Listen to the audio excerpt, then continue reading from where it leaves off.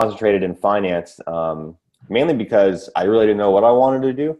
But it come back to that theme of, I wanted to be able to step in and have an impact and be able to make decisions. And, taking Julie Erb's class at Data and Privacy helped me come in and gain like a little bit more of an understanding, but finance did as well, right?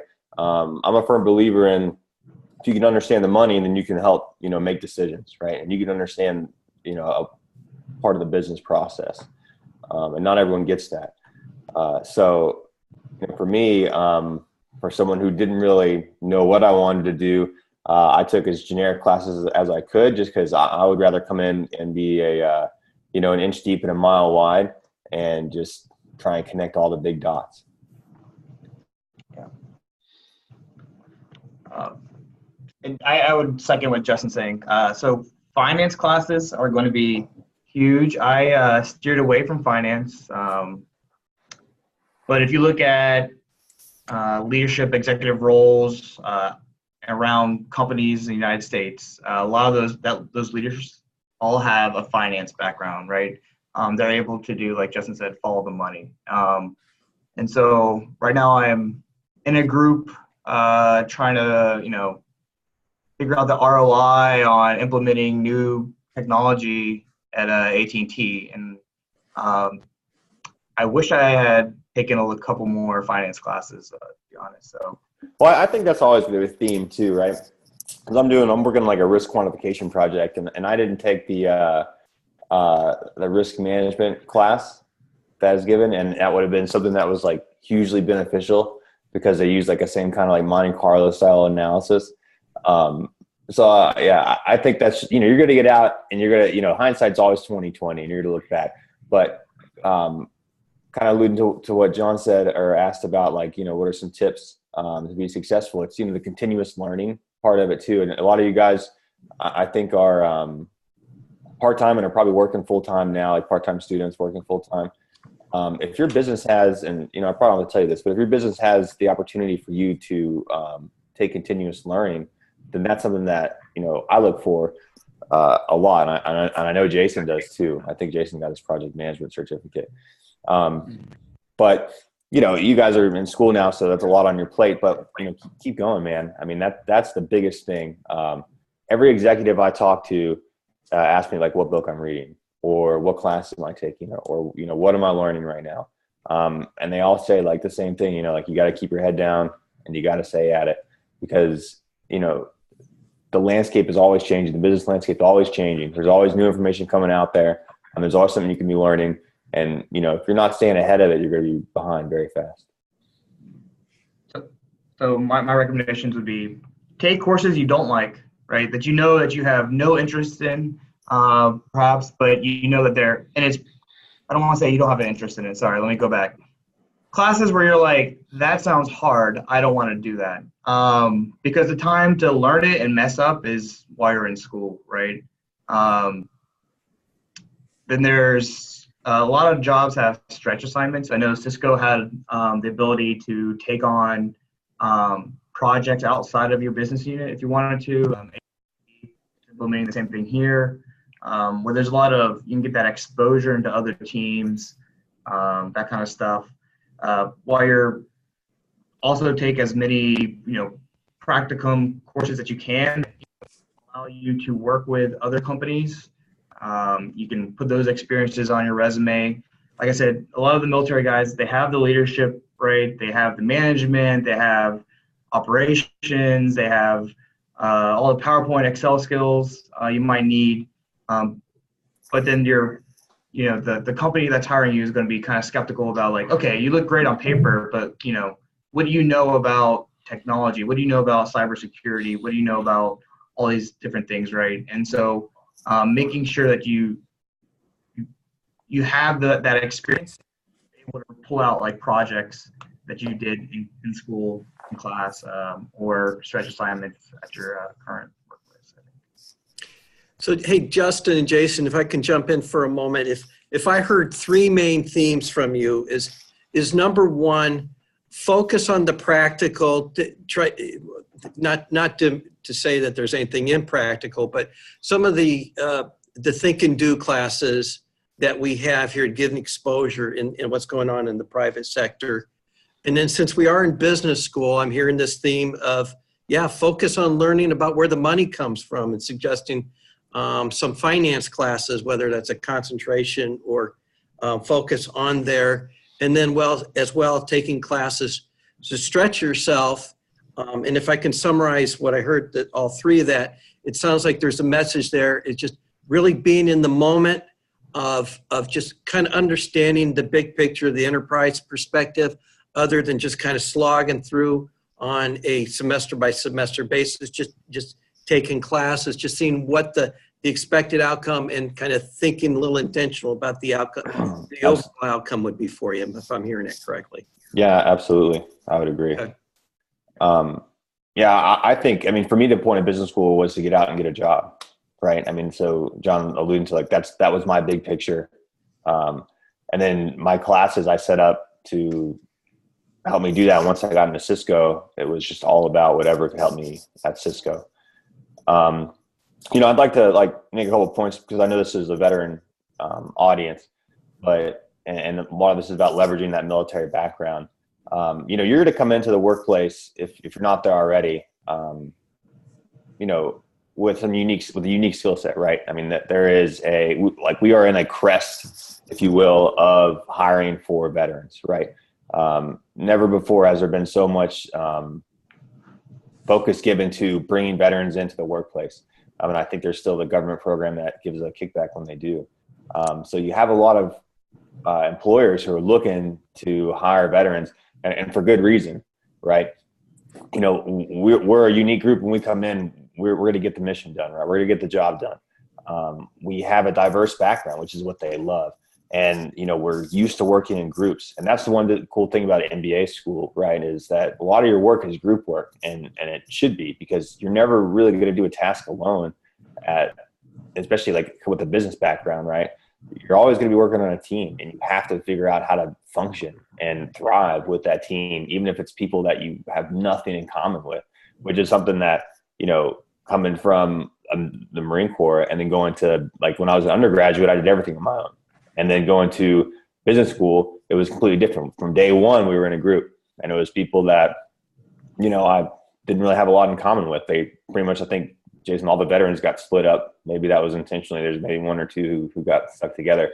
But that helped, right? I figured out, like, hey, what's my role typically in a group like this? Like, how do I fit in? And then when I went to Cisco, it was that much easier. All right, terrific. Thank you. I'm going to go to the third bullet point there about translating military experience to civilian marketplace.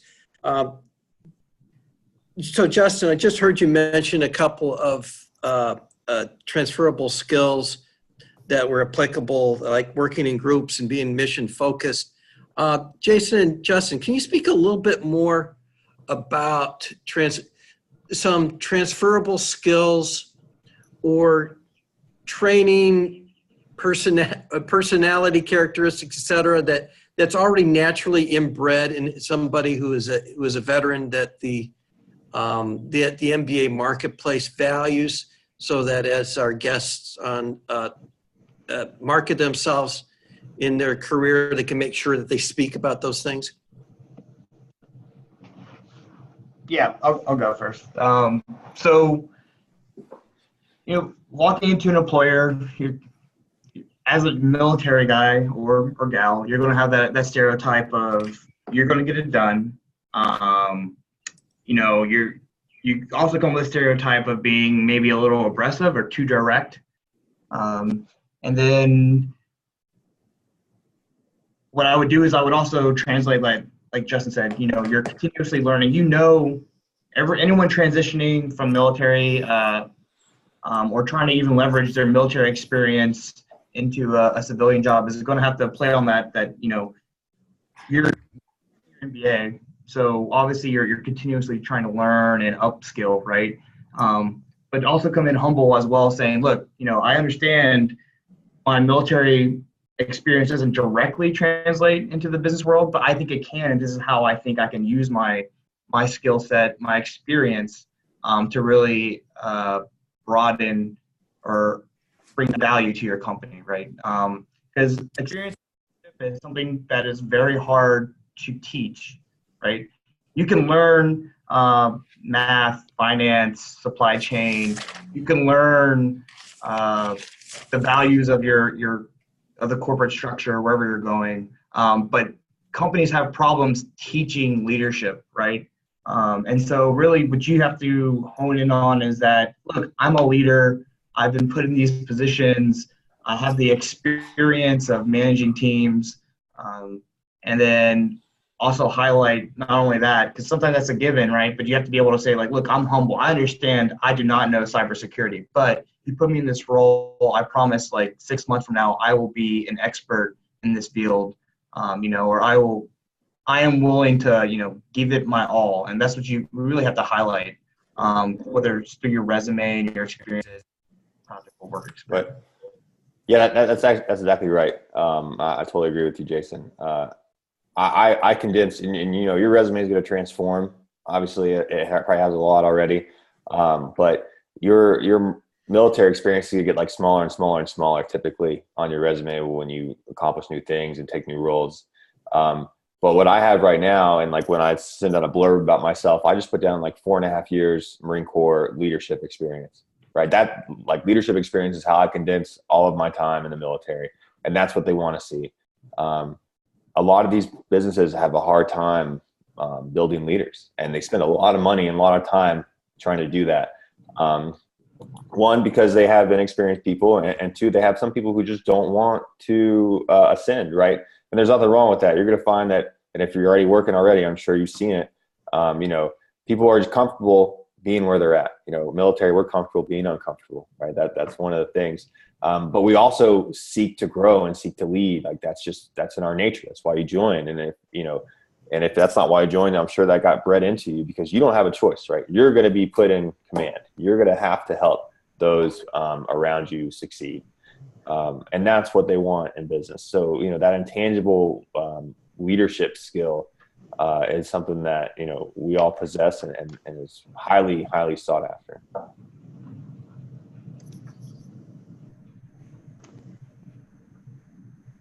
All right. Hey, Jason and Justin, I'm just going to take a break for a little bit. I know that y'all have been talking for a few minutes.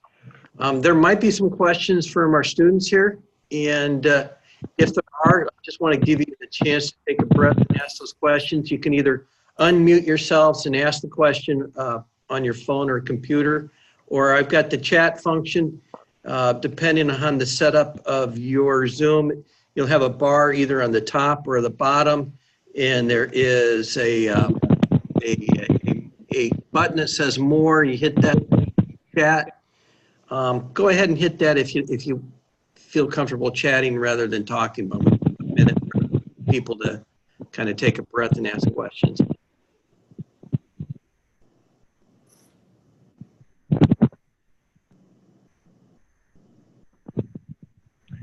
So, John, this is Michael. Just one thing for the group. I appreciate your time, gents, today.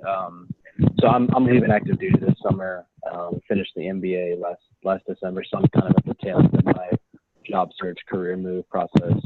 And I can't echo what Jason said more than the value of the practicum. As I was sort of formulating my strategy in interviewing and how I could use to leverage not only my military experience, but also something that's direct business related that would translate well.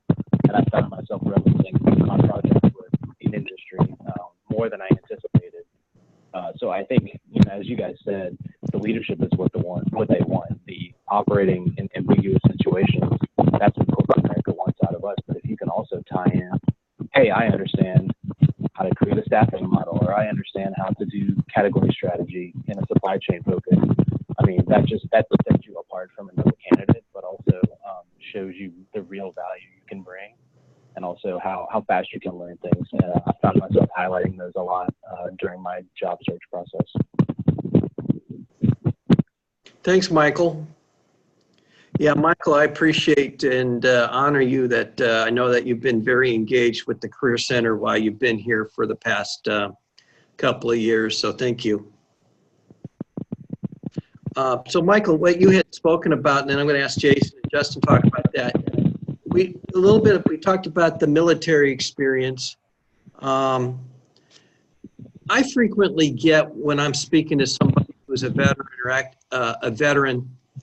or active military setting up veteran status, the question is essentially, what can I be when I grow up in the civilian market?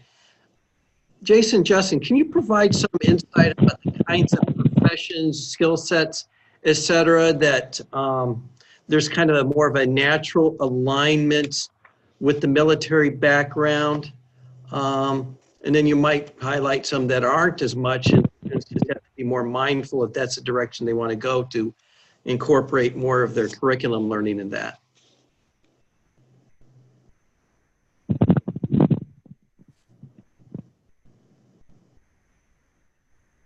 Justin, you got something you want to start it off?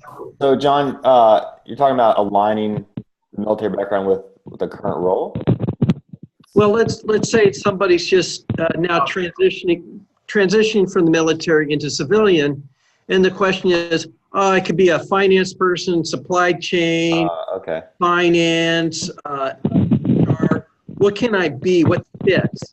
And I just asked some of your observations, either personally or from observations. I think it doesn't really matter, honestly. I mean, obviously, if you've been in like finance, or if you're coming from the legal side or something like that, something very specific or technical, then line up what you can. But for me, I spent 4 years, hoofing it on the ground, man. Like there wasn't a lot of like translation into my current role. And I'm sorry, I don't remember the gentleman who spoke earlier, but he's exactly right. That's why when you take those practicums in class, you help build up that experience. And that's really what did it for me, right? I came in and said, hey, I'm in business school. I have no experience, none, right? I literally have nothing from my previous time that I can really offer you other than the intangible skills that I bring, being a military veteran and being a hard worker in the program. And I think Jason kind of mentioned it earlier, like that's what they want to see, right? They want to see someone walk in who's humble. And it's okay to be like that. It's okay to be a blank slate. It's okay to walk in from that perspective.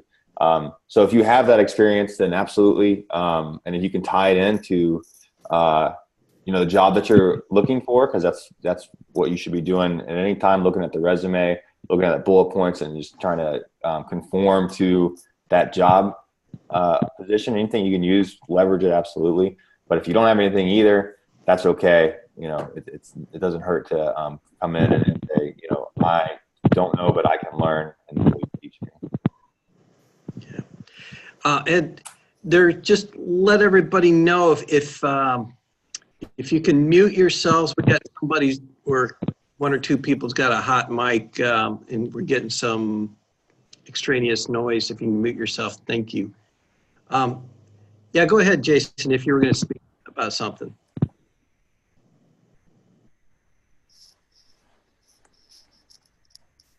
You're on mute, Jason. Yeah, man, gets me every time. So I would recommend you have your general management, right, track. I went through a leadership development program. Most of those are general management. They have like supply chain leadership development programs, and finance and marketing, everything else. But obviously, being military, just having operations, operations translates to just general management for the most part in the civilian world. Project management, I think you've been able to run projects, you've been given a task, figured out how to get it from point A to point B from start to finish. And then other things I would translate, anything that is government focused, right? Any like federal or just public contracts. I think not to get too much, but Justin, didn't you have to have a security clearance for your role, right? No, but they having one before they liked. Okay, yeah. So Look at those things that you came with the military, right? So I honestly I started applying. I was like, oh, I need a security clearance for this job. It has project management. I don't really know if that's where I want to go as a future, right? But like Justin said, I came out of the military. I kind of need a job. I have not done business before, and so really let me leverage what I have. Right, I have a secret clearance or a TS.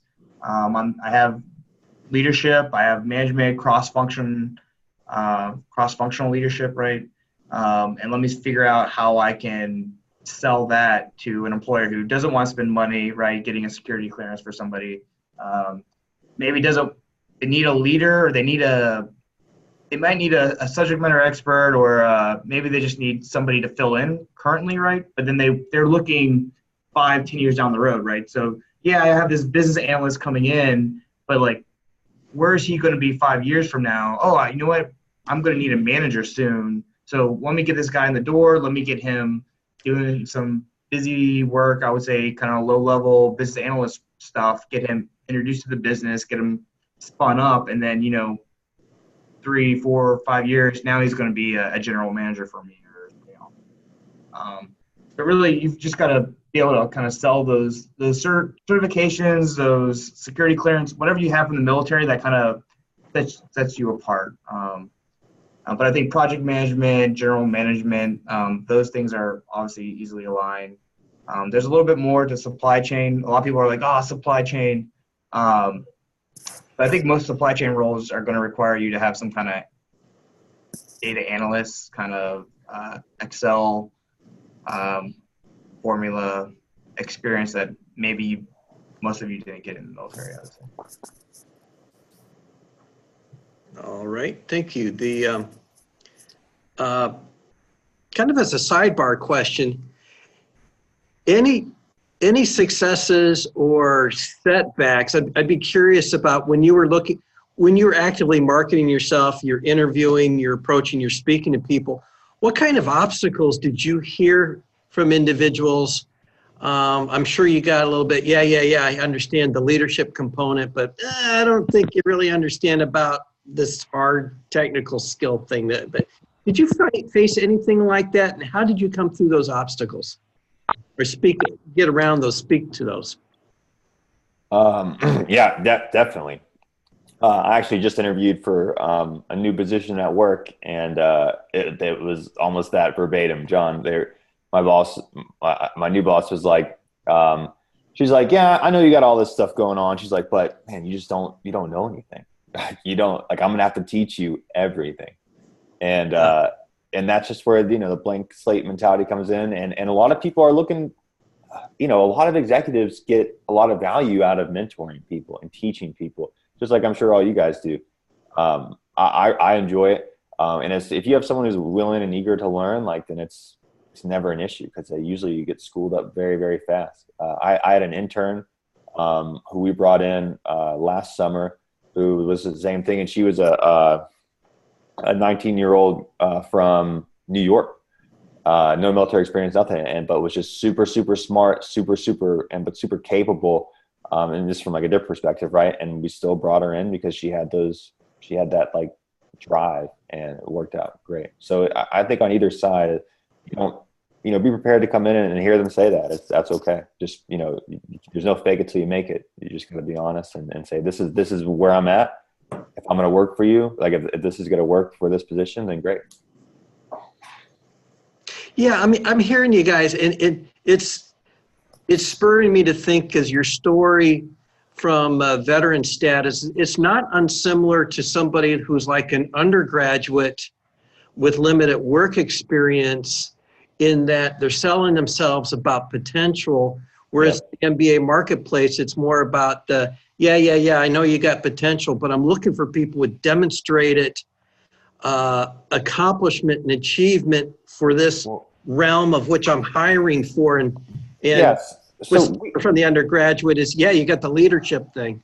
We have demonstrated, we have experience, we just don't have technical ability often. That's what Jason was saying. We just don't have that technical ability. And that's something you can learn. You can learn Excel in a week, essentially, right? You can take a course on Udacity. Jason, I took that same one, that Data Foundations, when I saw you took it. You can learn Excel and Tableau. You can learn all that stuff. It's easy. I mean, essentially, you can learn SPSS. You can learn Alteryx. You can learn NIME. You can learn, whatever. Any of these like crazy like data analytics stuff. It's not hard. I mean, there is stuff out there to help you do it. If you have no knowledge, you can go online, and most of it's free. It's all open source stuff. But I mean, military, we've accomplished like a ton, and you have to leverage that. Like you can't and don't be confident coming in. That's probably a good point, is to be confident that you've done a lot, even though you feel like it hasn't been applicable to the new job. You've done more than most. Yeah, do your research before the interview, and that'll help you a lot, right? When I say do your research, every business has their own lingo, right? They have their own terms for the project looks like or successful. I think where military people fail in their interviewing, or at least where I failed, right? Somebody asked me a question, and I was like, to me, that question was very broad, and you're using a term that I think I know what you mean by that term, but then I don't work, at Cisco yet, so I don't know what that term, like, did you mean it in this way? So a lot of people, right, is reach out to people in those departments. Before I took on this role, I'm in lead consulting for emerging technology. I have no idea, by the way, any technical, right? And AR, VR, ask me anything. Well, you should ask me because I'm a consultant, I guess. But my prior job to this was I was a line manager for union employees in a call center working on copper wire paired internet lines, right? Like, again, those two job roles don't really connect, but I was able, this role opened up. I reached out to somebody with the same job title. I was like, hey, what does a lead consultant do? I don't I understand you're consulting, obviously, but when someone asks me, can you build this skill? I want to be able to get the background, get some little research on, okay, this is what they mean. This is what they're looking for. Here's the buzzwords that their leadership is using, right? And now I can say, okay, how can I take those buzzwords, right, and translate them into my resume that I already have, my experience that I already have, and make sure that I'm highlighting and targeting those key, attributes that the leadership is looking for. And I think, and NC State did a great job of doing that, right? You take out the job rec, then you pull up your resume to the other side, and then you go down the line, and you're like, okay, well, I keep seeing the keyword here of cross-functional leadership. I'm like, okay, well, being in the military, I have that cross-functional leadership. Let me, I just talk about being a commander for a artillery unit. Cross-functional. Okay, I worked with data management, logistics, and operations, right? And now that's right. And so, really, what you need to do is do the research, understand the lingo that business unit is talking about, or that company, and make sure that you're able to talk intelligently and use the same. Because a lot of guys come in, they're like, oh God, and they get in the interview, but they're talking two different, and they're just talking over each other, and they're not really syncing. You have to make sure that you go to your employer and you're on the same wavelength of thinking. All right. And so I guess one of the themes I'm hearing, it's not all that different from civilian to civilian, in that how important it is to kind of envision what it is that you want to be. There's that research component, understand the deliverables, the language, the lingo, as you talked about, reflect about what you bring to the table already, what you're missing, and that brings in something that Justin talked about with doing this mini gap analysis, saying, here's skills that, okay, here's skills I'm getting through my curriculum and extracurriculum, and then maybe there's some other things that business school isn't giving me, but I can find that on a DIY type of a basis to build that up. But the big message is know what you're getting yourself into and preparing yourself for that moment. Am I hearing that right? Absolutely. All right, thanks. And then one other point that I have heard is that in a marketing realm, especially if it's a customer centric, like in business development type of a profession, where there's got to be a lot of grit and initiative and self-engagement to make things happen. I've heard that organizations value the military background on that one too. So because I'm just trying to gutting through ambiguous situations to make something happen. Yeah, absolutely. I think, and I can only speak to Cisco because this is the only job that I've had in the private sector. And I know Jason can allude because we both were interns here, but you get a lot of autonomy in your role. No one's looking over your shoulder anymore, right? Or they shouldn't be. And they're expecting you to connect those dots and take initiative, like you're saying, John, and go out and seek out the new opportunities, right? That's why you have an MBA. That's why you're in that role, right? And that's what they're looking for. They're not looking for someone who's just, got their nose down in their job, 9 to 5, not looking for, expanding or new opportunities or innovating, right? I mean, that's our motto at Cisco, is innovate everywhere. And it holds true because, if you're doing the same thing all the time, you're going to get surpassed by someone who's just going to do it better. You got to figure out new ways, and you have to look for that. And you have to seek out and build new relationships with people across the industries and look for new projects and set new goals and figure out how, even if it's outside of your little realm, figure out how you can help the business. And that's what they want to see. Yeah, you're going to have to leverage your network. So it sounds, listening to Jonas, you're like, oh, well, I'm not really that outgoing type, right? Maybe I'm okay with just sitting back, kind of listening, seeing what's going on. The problem for military is you don't have that technical experience. You don't have that business experience necessarily. So what you need to leverage is that you're not afraid to go talk to somebody else and just be like, hey man, what is AR VR? How do I bring that into AT&T? How do I sell that? Or go up to somebody in HR and just be like, I don't really understand how development and training programs work in this company, right? And so depending on the role, whatever you're working on, whether it's cybersecurity or information system, knowledge management, everything else, you just got to be able to.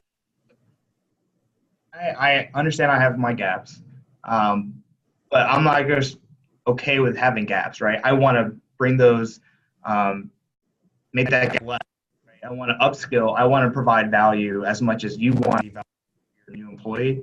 I understand that training, continuously learning, not only brings value to the company, but also makes me a more valuable team member, right? And you just have to highlight that the status quo. You're not just going to be hired on, not know much, and just sit at your desk and continue to not know much.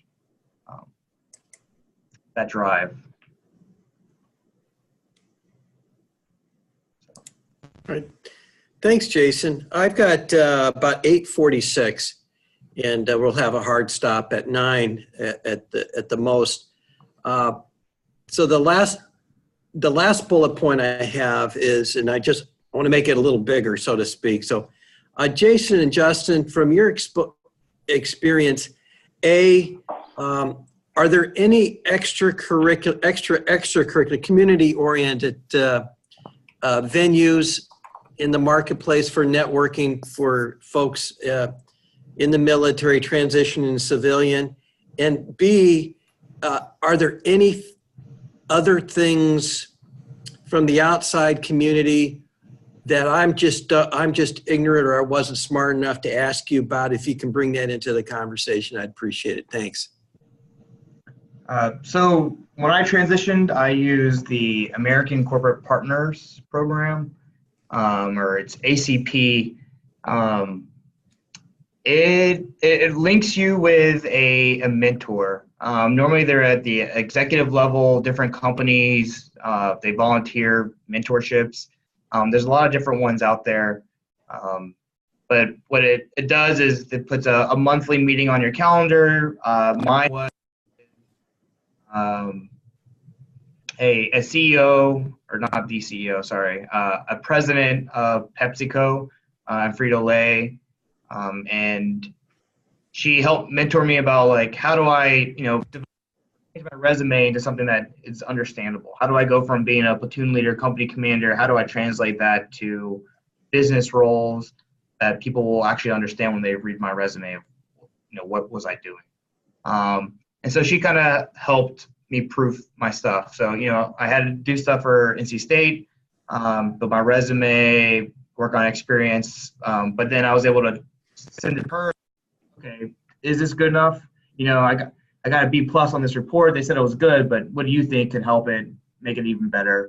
So I was able to do that, talk to her also about, hey, what magazine subscriptions or newsletters are you enrolled in that I should probably start picking up, right? What email newsletters should I be paying attention to for marketing or supply chain? And so she was able to give some of those insights, and that's ACP, American Corporate Partners. RTP has a whole vet hiring program. It's called Whole Vets. I think it's based out of RTP. When I was there, they went to Biogen. They had like a hiring conference.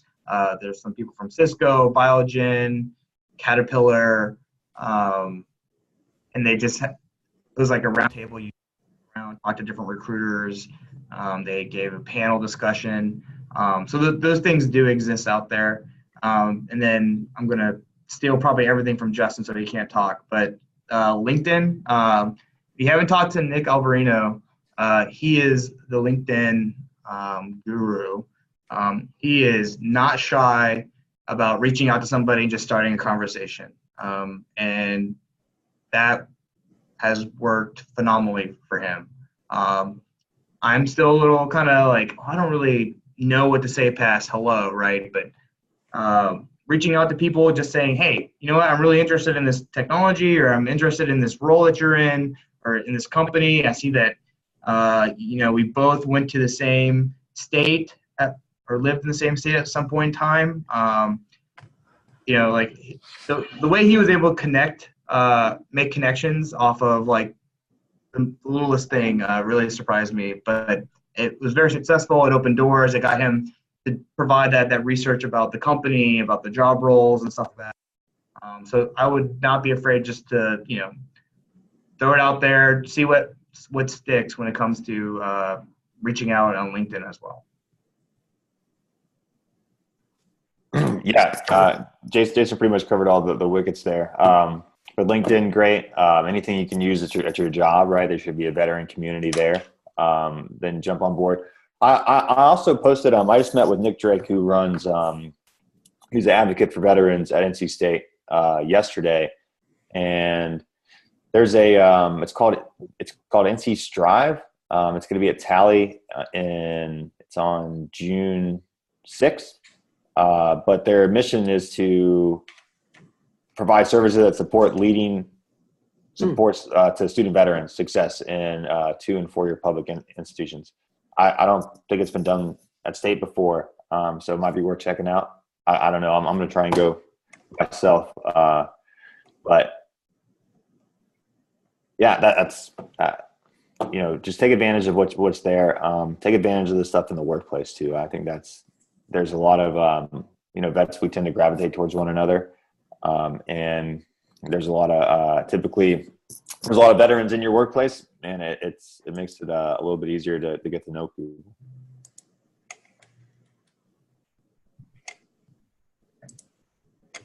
All right.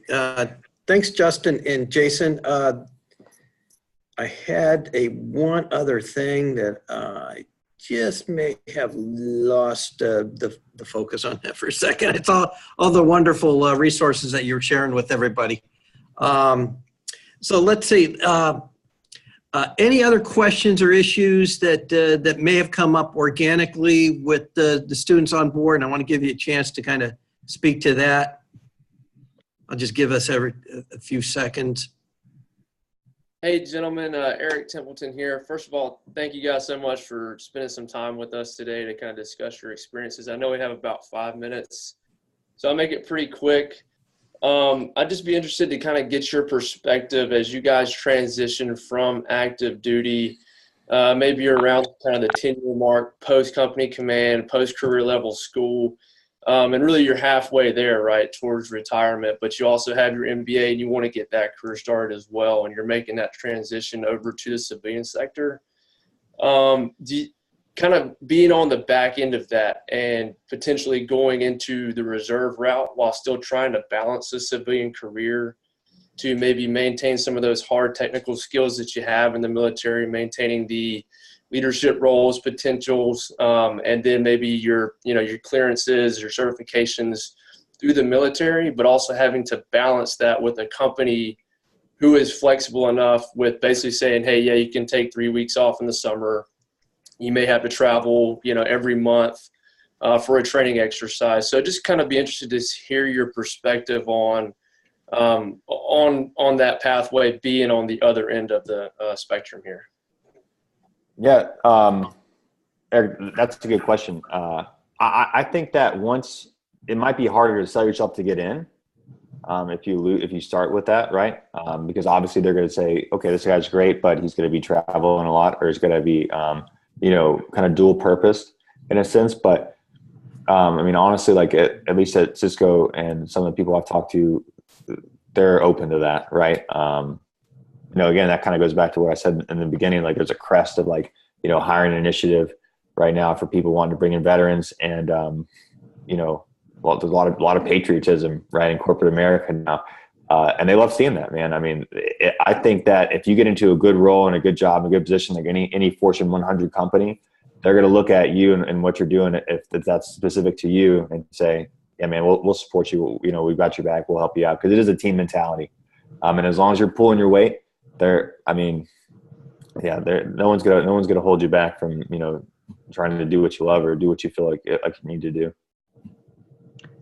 Yeah, I would say just make sure that you're going to a company that values that, right? That has that, not only values, I guess, as military coming in, but also isn't afraid to say, you know what, you can work from home once a week, or something along those lines. I wouldn't open up saying, hey, by the way, I'm in the Guard and I'm going to have to be gone. Maybe every one Friday, every month, and then there's a week or two in the summer that I'll probably be gone. Like, highlight your military, because the thing is, it does make for an awkward conversation. Most employers are aware of the National Guard and Reserve requirements. Federally, they have to allow you to do so you're protected there. I'm not gonna say don't lie to them, right? But I also wouldn't highlight how often you'll be gone if that's something that you're afraid of. That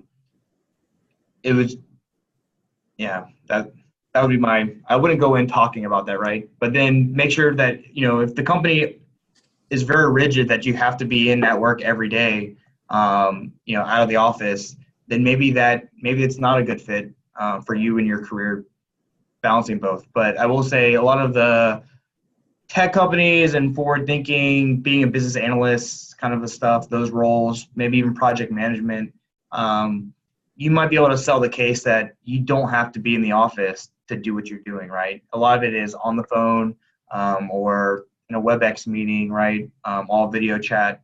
And so those are all functions you can do, from your house, from the hotel room, away from the Guard or Reserve.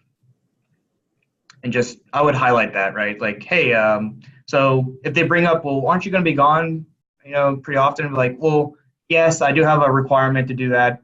But I won't have an issue of, continuing my work, while I'm in the afternoon or at night, or picking up the phone every now and then to, complete a call or complete a meeting, or make that, or reach out to somebody for a networking purpose or whatever. You just got to spin it, man. All right. Well, thanks.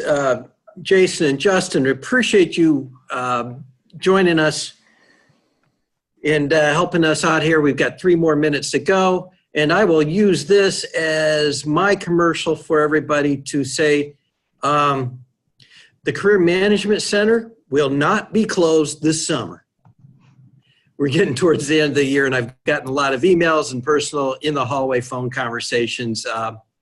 Because things slow down generally in the academic world, it doesn't in the Career Management Center. I see Jason shared his email address with you. I'll share, make sure I'll send a debrief on all of this to everybody, as well as a recording of the of this session. But we're going to be open this summer. Karen Chontafowski and Ed Cato and myself, we're just as available as we have been other things. We'll be spending some time in the summer planning, getting things ready to go for the next academic year, but we will be here. So everybody have a good rest of the finals break and final part of the semester, and we'll be speaking to you soon. Thanks, Justin. Thank you, Jason. All right, bye-bye, everybody. Cheers, everyone. Thanks. Take care.